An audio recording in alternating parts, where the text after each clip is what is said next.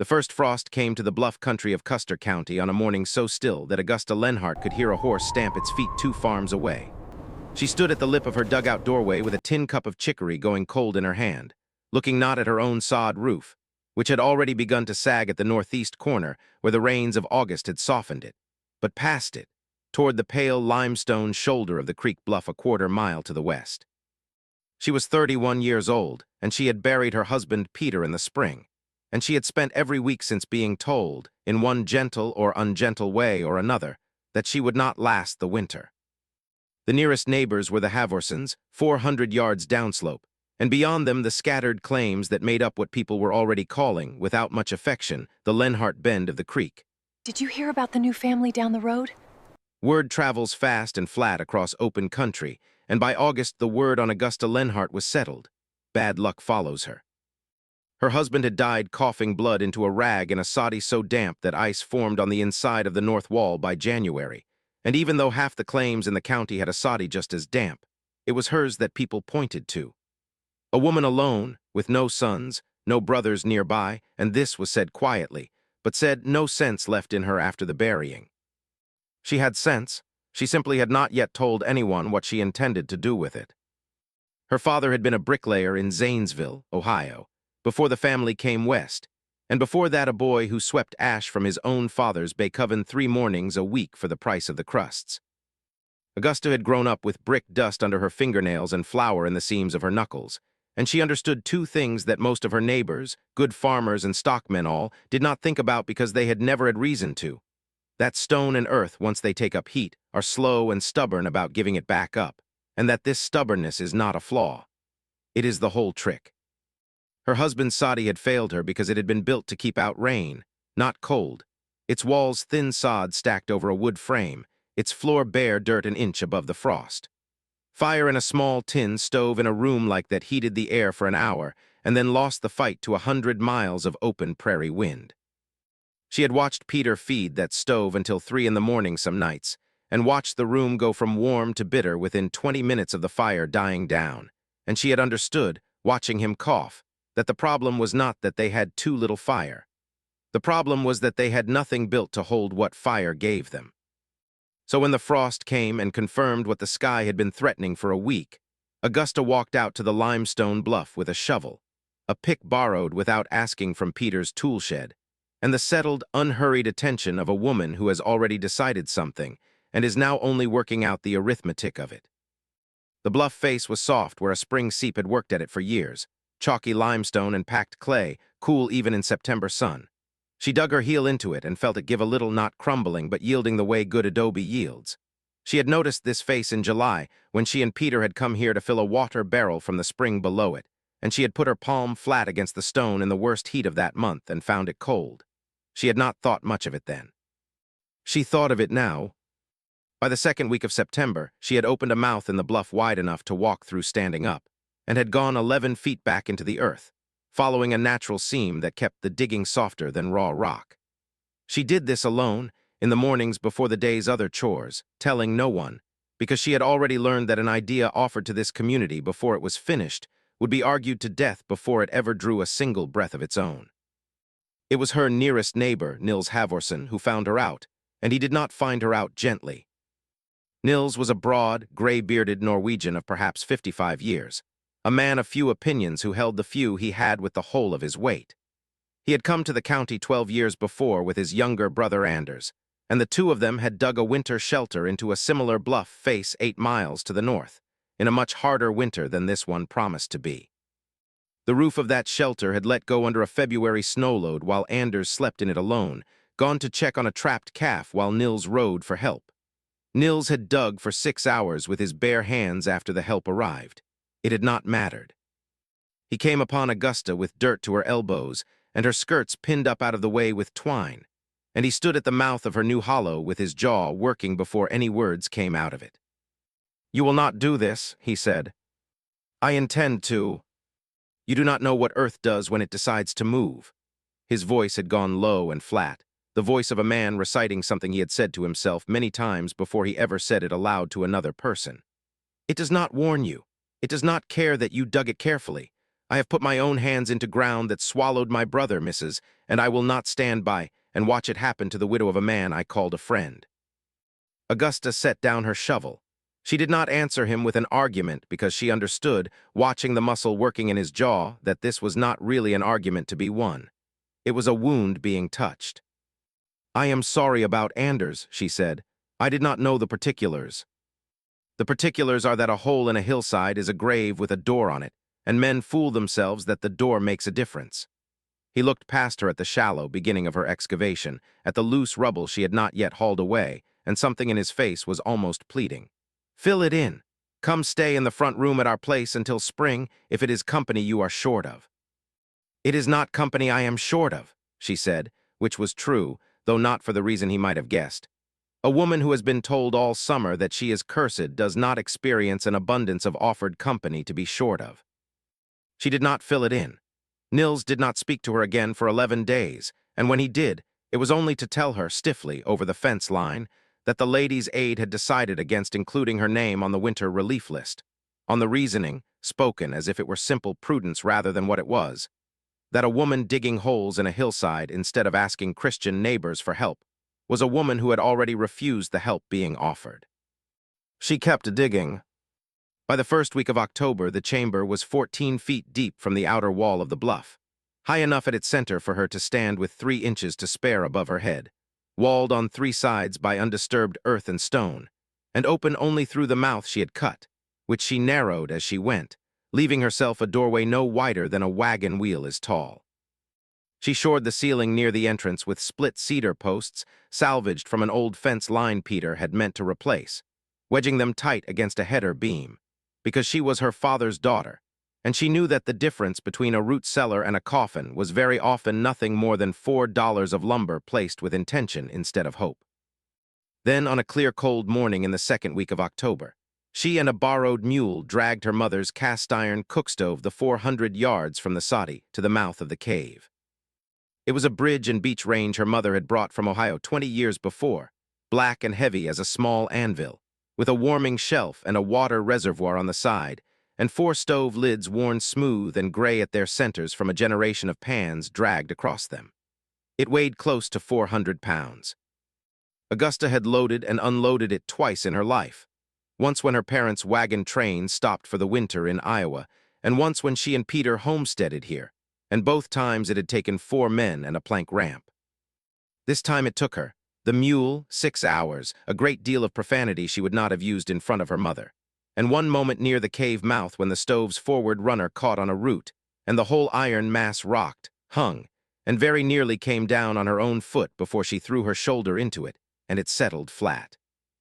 She built her first fire in the cave that same evening, in a stone-lined hearth she had set 8 feet back from the entrance, with a flue she had punched up through 6 feet of earth, and capped with a length of stovepipe angled to keep out rain and snow.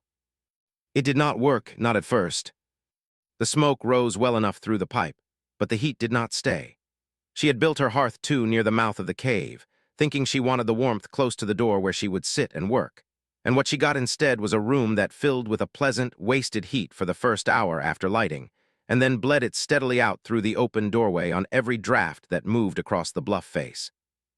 She sat that first night wrapped in 2 shawls, watching her own breath fog 4 feet from a fire that should have made fogging breath impossible, and she understood, with the flat, unsentimental clarity of a person watching a mistake happen in real time, that she had built the same error twice, first in choosing a soddy too shallow to hold heat, and now in choosing a hearth placement too shallow to let the earth around it do its work. The stone did not lie to her, though. She put her palm to the back wall of the cave that first night, 11 feet from the fire, and it was cool, not cold, cooler than the air near the hearth, but nowhere near as bitter as the October night outside. The earth wanted to take the heat. She simply had not given it enough time or put the fire close enough to it to do so. She moved the hearth the following week. This time she set it not near the entrance, but nearly at the very back of the chamber, against the deepest wall, so that the mass of earth and limestone on 3 sides of it, behind it, above it, and to either side, had the greatest possible surface to draw from, and so that anyone entering the cave would have to pass through 11 feet of stone-cooled air before reaching the fire, rather than the fire's warmth having to fight its way backward against gravity and draft into stone that was, in effect, facing away from it. It was harder work than it sounds, moving a 400-pound stove 11 feet across an unfinished dirt floor, using nothing but 2 oak rollers cut from a fallen cottonwood and the leverage of an iron bar. Took her the better part of 2 days, and on the second day, hauling the final foot of distance, the bar slipped and struck her across the shin hard enough that she sat down in the dirt and did not get up again for a quarter of an hour, not from the pain alone, but from the particular private exhaustion of doing brutal, skilled labor with no one to see that it was being done well. Then she began the second fire, and this time she did not let it go out. She had read or half remembered from her father's talk of the brick kilns in Ohio that a mass of stone or earth does not simply respond to fire the way a kettle responds to fire. It must be charged, brought up slowly and held day after day before it begins to give heat back on its own terms rather than simply absorbing whatever it is given. A kiln that was fired once and let go cold was not a kiln that had learned anything. It was only a kiln that had been briefly warm. She understood, watching her second fire burn through its first full night with the hearth against the deep wall, that she was not heating a room. She was teaching a hillside to remember fire, the way a good oven remembers the heat of the loaf before it, and she meant to keep at it, night after night, cold morning after cold morning, until the hillside had learned it well enough to hold the lesson on its own through a night she was too tired or too short of wood to feed it. That was where her second failure found her, 12 days later in the last week of October, with the first real snow already whitening the tops of the bluffs. Not a flaw in the plan, but a flaw in the arithmetic behind it. She had cut and hauled what she judged to be a winter's worth of dead-fall cottonwood and cedar scrub from the creek bottoms in September, stacking it in a lean-to at the cave mouth, and she had judged wrong. Charging cold, unheated earth night after night for 2 straight weeks, keeping the fire fed heavily enough to drive real warmth 11 feet back into stone that had never known a fire in it before, burned wood at nearly twice the rate that a small stove in a small soddy ever had. And by the 28th of October, with the ground not yet holding heat reliably on its own and real winter still to come, she stood in front of her woodpile in the gray early light and counted and recounted, and came up short by what she judged to be 6 full weeks of fuel. She sat down on the chopping block with the axe still in her hand, and for the first time since Peter's funeral, allowed herself to cry, not from grief this time, but from the particular humiliating despair of a person who has done everything right and still finds the numbers will not come out even. She let herself cry for perhaps 2 minutes, which was, she would think later, exactly the amount of time grief was owed and no more. And then she wiped her face on her sleeve and did the only thing that had ever gotten her family through a hard winter in Ohio or a hard year on the claim. She went back to counting, honestly this time, instead of hopping. 6 weeks short of fuel, by her reckoning, if the cave kept demanding wood at the rate it had demanded it these past 12 days. But she had also, sitting there, noticed something she had been too tired to notice each of the mornings before. On the coldest of those mornings, when she had gone to rake the coals before adding fresh wood, the ash bed at the bottom of the hearth had still held warmth enough to scorch a stick laid across it, 7 and even 8 hours after she had banked the fire down for the night. The stone above the hearth, when she'd pressed her palm flat to it, was no longer merely less cold. It was warm. Not fire warm. Bread oven warm, the kind of warm her mother's bridge and beach range held in its firebox lining long after the flame itself had gone out, the kind of warm that had let her mother bake 3 loaves from 1 good stoking of coal. That was the thought that stood her back up off the chopping block. She was baking nothing. She was burning good wood to heat empty stone, night after night, for no return but warmth alone. And warmth alone, in a county where half her neighbors would not speak to her and the other half pitied her, was not going to buy her a single stick of the additional cordwood she now needed and did not have. But bread wood. Her mother's stove had not been hauled 400 yards and nearly dropped on her own foot to serve as a glorified space heater. It had an oven box built to take 4 loaves at a time, cast iron thick enough to hold, and even its heat the way the stone walls around it were now learning to do. And Augusta had inherited, along with her father's understanding of brick and mass, her mother's whole working knowledge of flour, barm, and the particular alchemy of a good sourdough starter kept alive in a stoneware crock through even the hardest Ohio winters. She had brought that starter west in a covered jar, feeding it faithfully every few days out of a habit so old it had never occurred to her to question it, through a summer of grief in which she had baked almost nothing, because there had been no one left to bake for. There was, she now saw with the particular clean relief of a plan reorganizing itself around its own true purpose, an entire county to bake for. She could not sell bread to people who would not buy from her, of course, not directly, not yet. The Ladies' Aid had made their position on her plain enough. But Bellefontaine, the rail depot town 9 miles east, was a different matter.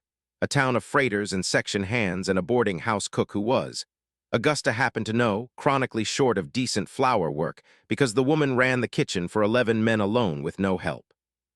Augusta hitched the mule to Peter's old cart on the first Tuesday in November, loaded it with 6 long-fired loaves baked in a single overnight session that had used less than a quarter of the wood.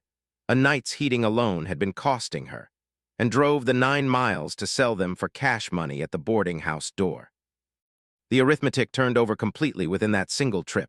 Every loaf she baked pulled double duty, first as the very thing that justified feeding the fire hot and long each night, since a stove that must reach true baking heat draws far more disciplined, concentrated burning than a fire merely banked for comfort, and second as 6 cents or 8 cents worth of coin that bought her, in Bellefontaine's mercantile, exactly the cordwood and coal she had come up short on. She was not burning wood to make heat that she then hoped to sell. She was baking bread that could not help but make heat as its byproduct, heat that the hillside around her stove was, every week now, more able to hold on to long after the coals had gone to ash. By the 3rd week of November, she was baking twice weekly, 12 to 14 loaves a session, and the stone at the back of her cave no longer cooled fully between firings.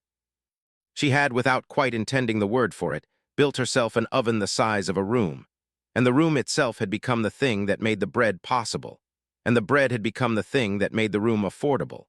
And around that closed and self-sustaining circle the worst of the winter came down on Custer County exactly as everyone had warned her it would. The blizzard arrived on the 9th of December and did not properly let up until the 12th. It came the way the bad ones always came out on that country, no gradual worsening to give a person time to prepare, but a still, deceptively mild gray morning that broke apart into horizontal snow within 2 hours, the wind rising to a pitch that took the shingles clean off the Peterson barn 11 miles north and buried fence lines under drifts 8 feet high. 3 days. No sun visible at all on the 2nd day. Cattle found frozen standing up against drift-banked fences on more than one claim in the county, dead on their feet before anyone could reach them. Nils Halvorsen spent that first night of the storm awake at his own hearth with his wife Ingrid, feeding a stove that could not keep their front room above the point where their breath fogged, listening to a wind that he had heard exactly once before in his life, on the night 11 years past when he had ridden out into a lesser version of it to try to reach Anders, and had turned back in the end. Because turning back was the only thing that had kept him from becoming a second death that his mother would have had to bury. He did not sleep. He sat with the shape of that old decision, the decision to turn back, sitting on his chest the way it had sat on his chest for 11 Decembers running, and somewhere in the second night of the storm his mind went, unbidden and unwelcome, to the widow Lenhardt, alone in a hole in a hillside 400 yards from his own door, and he thought, with a bitterness aimed mostly at himself, I told her Earth does not warn you. He did not go to check on her that second night. The wind would have killed a man walking it blind, and he told himself that, and it was true, and it did not make the not going sit any easier. On the morning of the 3rd day, the 11th of December, the wind dropped enough between gusts that a man could stand upright in it and see perhaps 30 feet, and Nils, half convinced he was walking out to dig a body from a collapsed hole exactly as he had once dug for his brother, roped himself to his own porch post, took up a shovel, and started downslope toward the bluff. He smelled the bread before he ever reached the cave mouth.